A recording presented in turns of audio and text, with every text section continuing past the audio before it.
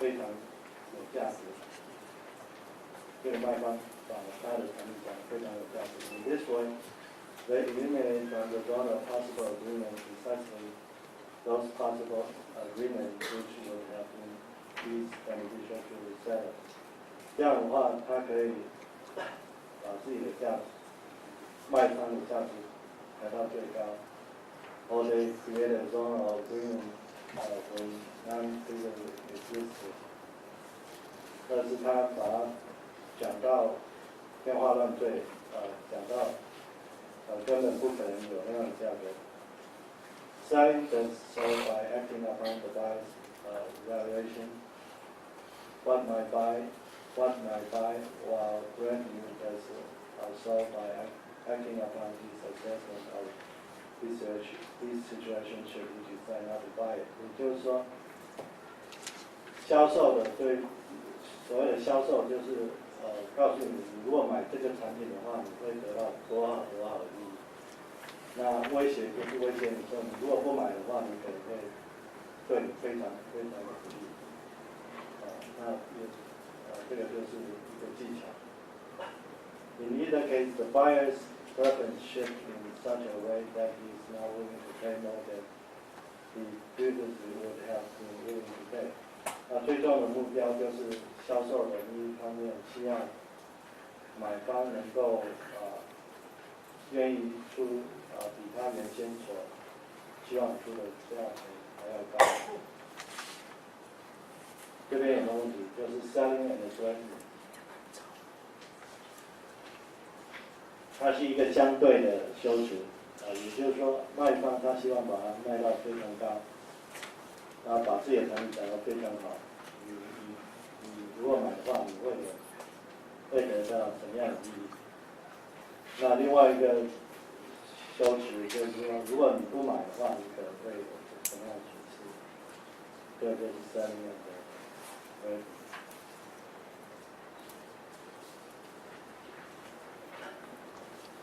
那第五个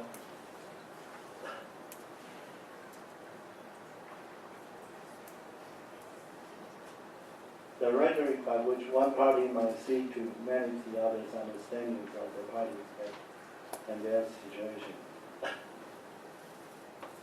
我某一方面希望去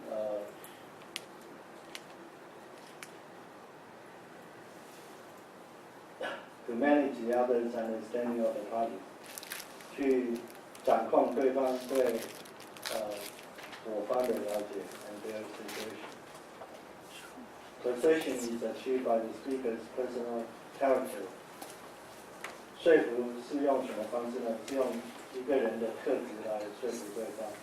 When the speech is so spoken as to make us think incredible， 让对方看到你说服的方式，他就会相信。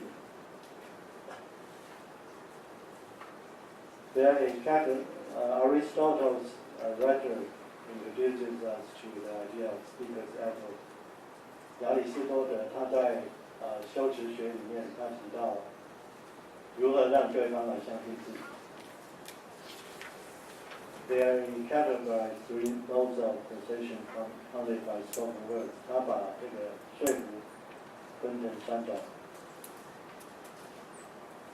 The second and third of these modes involve appeals to logic and appeal to the emotion.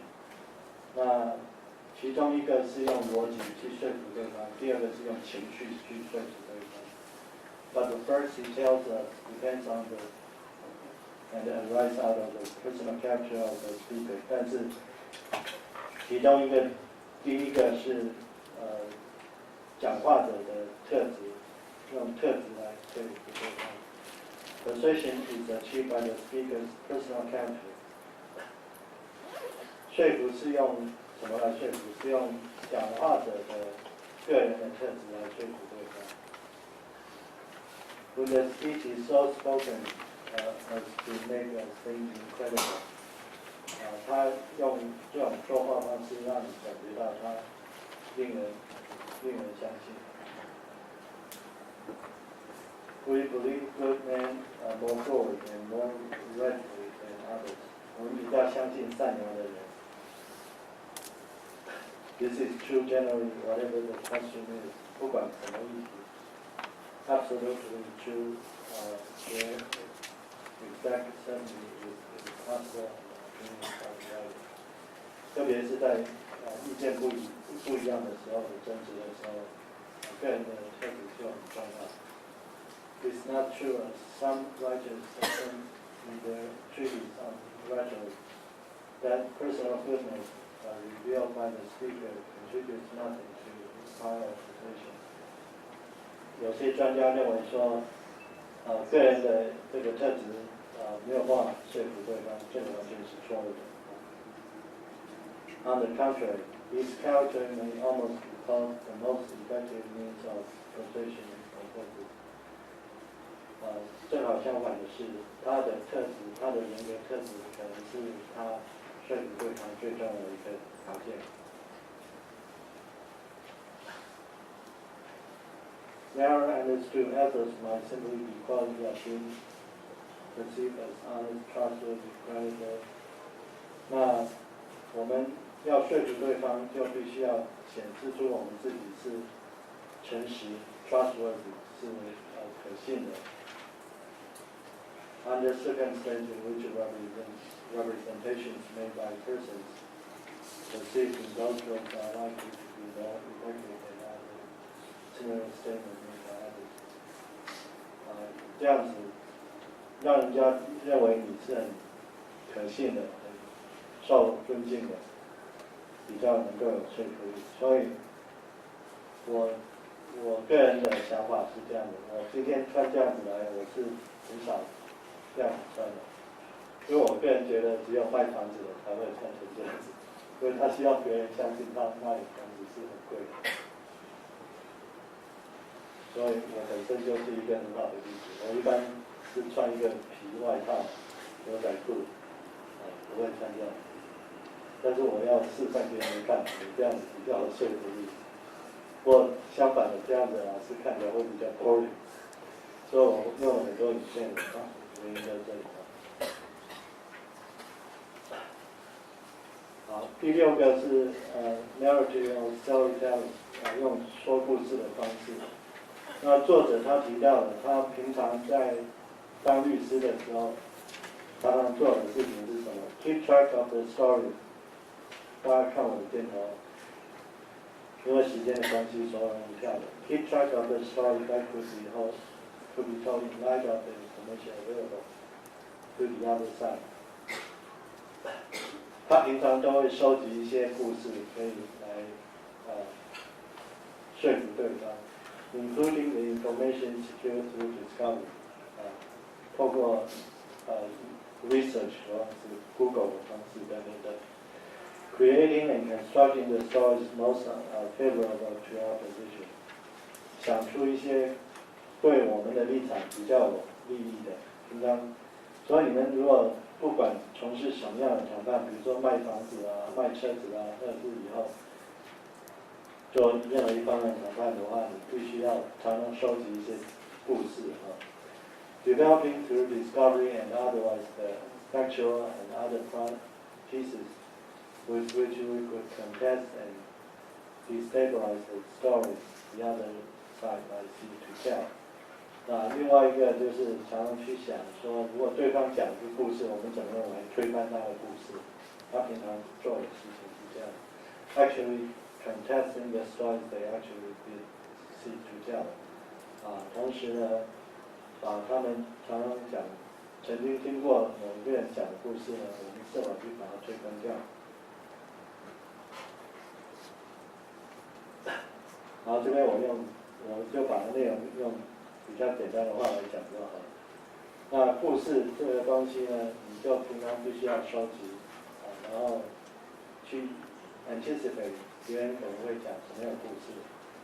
那故事里面必须要有情节、有人物，有动作，然后会有高潮，会有最后的结果。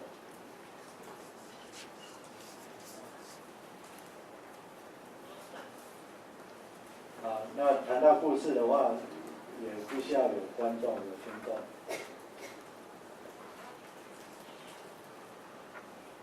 好，接接下来一个技巧是 rhetoric，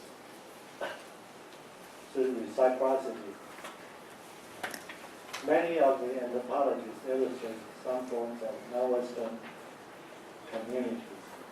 有些人类学家会描述一些非西方的这个社区的一些事件。The classic example is the potlatch common to the cultures indigenous to North Pacific coast of North America。这个是北美的一个故事啊。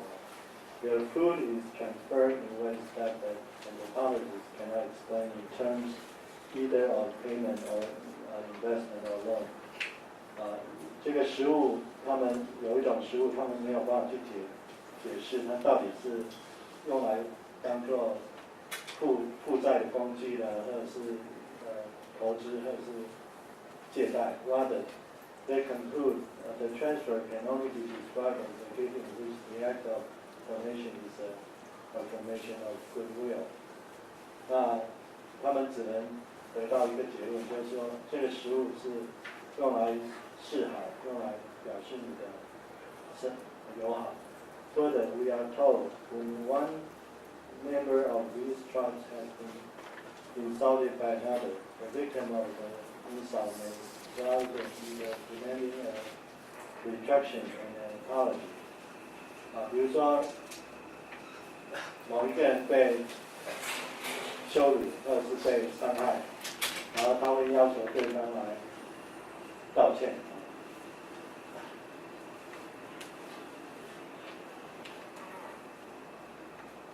Or hiring a lawyer to bring an action in demand. Give a gift to the man who has been insulted. 他会把食物给对方，你会很奇怪，为什么受伤害还要给人当食物？这边他会解释啊。At that point, the perpetrator of the insult may make a return gift, adding a little extra to demonstrate his goodwill. 而对方，也就是伤害你的人，他会回送你一个礼物，然后会多给你一点东西。也就是说，用送礼物的方式，它是多给人家一点甜头的方式，这也是一个修辞的方式。As in the case of patronage, the gift affirms the goodwill of the party， 表示对方的友好。As an agent of social cohesion， 当做这个促进社会的和谐。那这边他讲了一个故事啊，他说。有没有同学要练外文系的同学？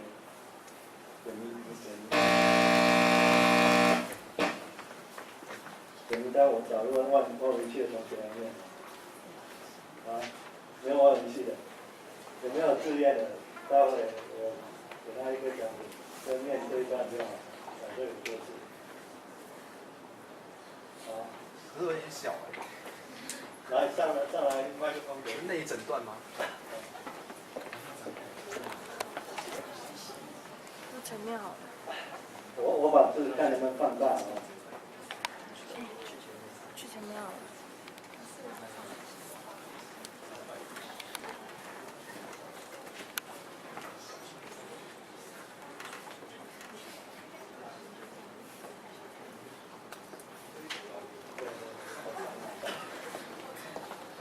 One time when I was puzzling all over this, I was involved in what might have been a minor dispute with a neighbor who, it was credibly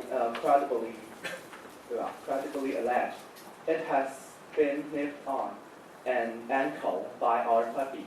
Skin was broken, a small amount of blood flowed. The victim took a shorter precautionary trip to the emergency room and then promptly stopped Regis. We apologized, took steps to see that it didn't happen again, and expressed our willingness to take care of any expenses. The neighbor sent us bill for all the costs arising from his visit to the emergency room. At that point, we realized that he, like us, worked for the university, and that the trip to the emergency room was fully insured. No matter, he said, because we were at fault, there was no reason for